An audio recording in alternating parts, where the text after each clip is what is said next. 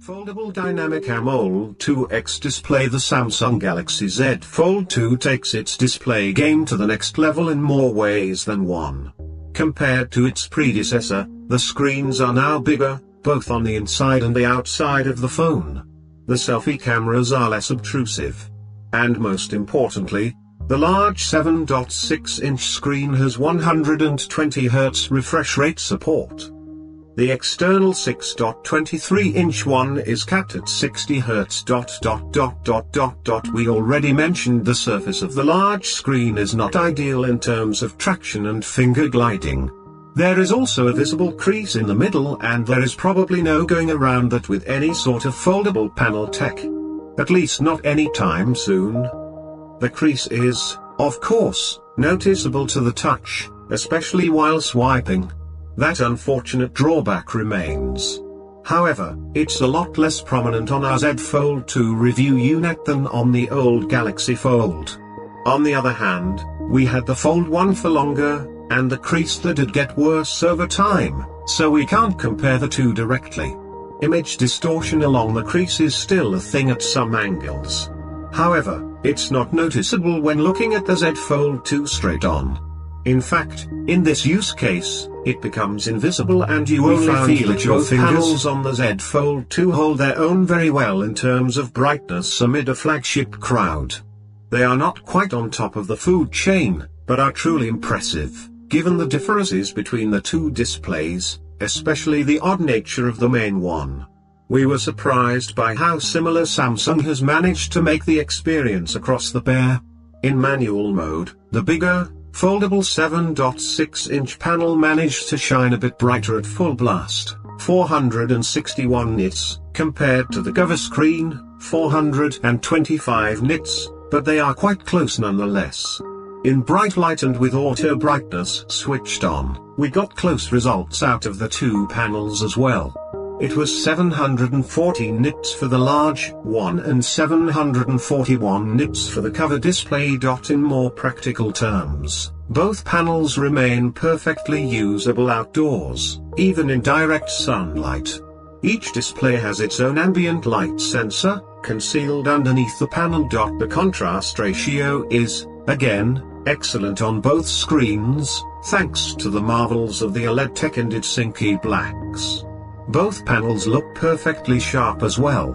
The main 7.6-inch panel has a resolution of 1768 by 2208 pixels and a pixel density of around 373 pixels. The cover display has a resolution of 816 by 2260 pixels, which translates into an excessively tall 25:9 aspect ratio.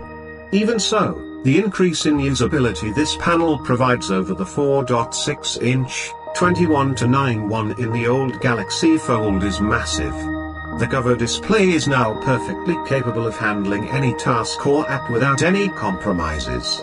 Even those involving tiny images and text, like browsing maps and navigation. The two Galaxy Z Fold 2 panels left us pleasantly surprised in terms of color reproduction, too. In keeping with Samsung's current norm of a more straightforward approach to color profiles, there are just two options on the display settings, the default vivid mode and an additional natural one. Plus, advanced sliders for custom white point tuning for anything beyond that. In the default vivid mode, the main 7.6-inch foldable panel managed an average to 2000 of 4.6 and a maximum of 10.2. While the cover display scored 5.1 average and 11.4 max. In both cases, the color tuning was very consistent between the two screens.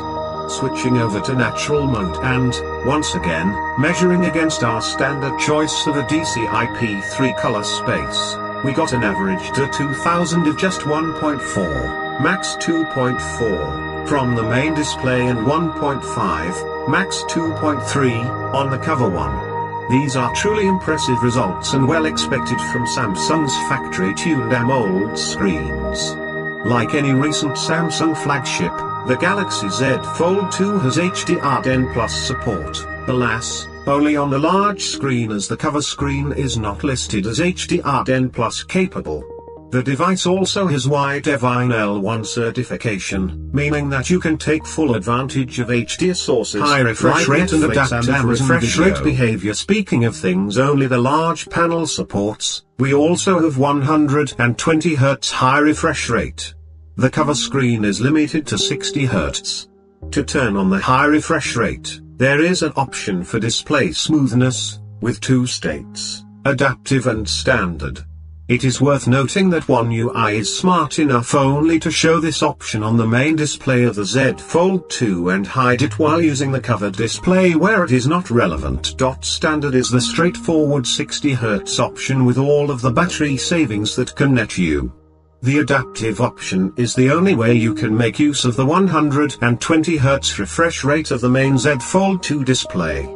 Unlike on the Note 20 Ultra or the S20 line, you don't need to drop to a lower resolution on the Z Fold 2 to make use of the extra refresh rate. Its native resolution is low enough to handle apparently.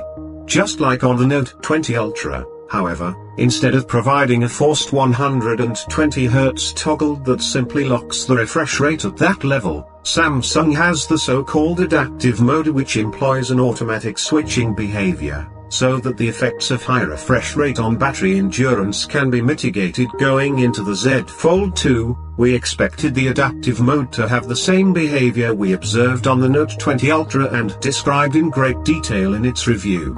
Basically, the refresh rate was adjusted based on whether the phone, or rather its screen, was actively used or not.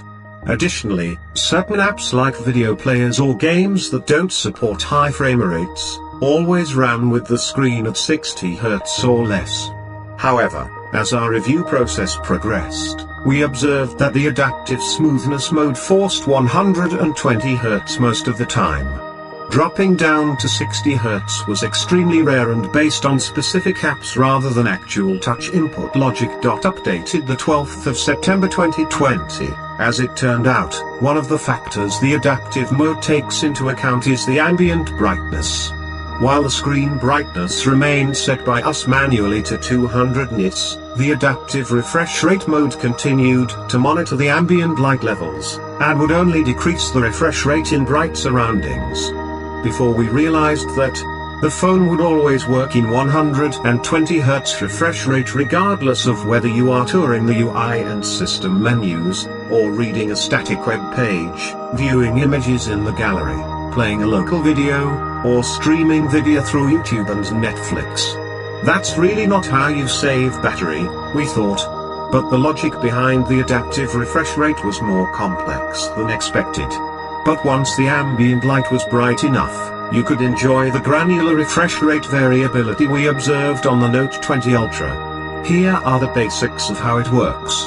For starters, if you're actively tapping and swiping on the screen, it'll maintain 120 Hz. Leave it on a table or even just stare blankly at it while holding it for a few seconds and it'll go down to 60 Hz, only to crank the refresh rate back up once you touch the screen. That's the usual behavior you can expect across the UI, as well as in most apps including Instagram, Facebook, and browsers. We checked Chrome, Firefox, and Samsung's own. Then there are app-specific peculiarities. Games are neither here nor there, or, as we put it while reviewing the ROG Phone 3, high refresh rate gaming on Android is still the Wild West. Games that support 60 FPS plus frame rates will be allowed to run at 120 Hz, but the phone would not bother with the high refresh rate for the other titles which are capped at 60 FPS. It is worth noting that the built-in Samsung Game Booster feature does include an optional toggle to force an even lower refresh rate and hence FPS cap while gaming -48 Hz. It seems to work as advertised and consistently. Samsung's adaptive refresh rate system shows great promise and we're glad it's not stuck at 120 Hz as we initially thought. The system involves numerous triggers and we somehow missed that high ambient light was one of them, making us think it's quite random. You should be able to enjoy the same battery benefits it brings to the Note 20 Ultra. Samsung Galaxy Z Fold 2 battery life. The Samsung Galaxy Z Fold 2 packs a 4500 mAh battery. Or, more accurately, 2 separate batteries that roughly total that rated capacity. That's a respectable amount for a modern device, but when you take into account the massive 7.6-inch panel with a 120 Hz refresh rate, and things don't look too promising anymore. First, we tested the Z Fold 2 unfolded with the tests running on the large screen at its max refresh rate of 120 Hz. Consider this to be the worst case scenario in terms of battery endurance. All things considered, however, the Z Fold 2 still performed admirably. Then we switched the standard or 60 Hz mode, while still using the main screen. You might call this the best case scenario for using the Z Fold 2 as a tablet. We see a pretty significant improvement in video endurance of about 3 hours. The boost to web browsing is not as significant, which can be explained by the fact that the biggest power draw in this scenario is due to the predominantly white page contents rather than the high refresh rate itself. Last and probably least, we decided to see what kind of endurance we would get if we only stick to the secondary, relatively low resolution, 816 by 2260 pixels, OLED panel, which works at a standard 60 Hz refresh rate, further helping it along with endurance.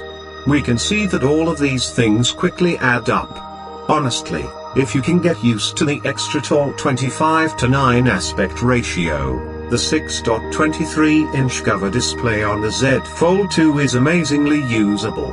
Much more so than the 4.6-inch unit on the old Galaxy Fold.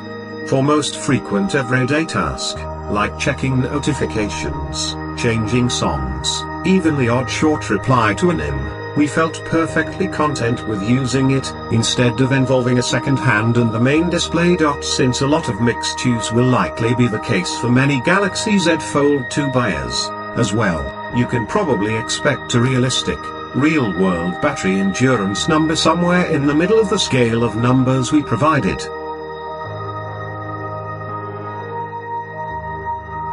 Speaker test. The Samsung Galaxy Z Fold 2 has a pair of dedicated speakers on either side. The Z Fold 2 earned itself a very good mark in our loudness test.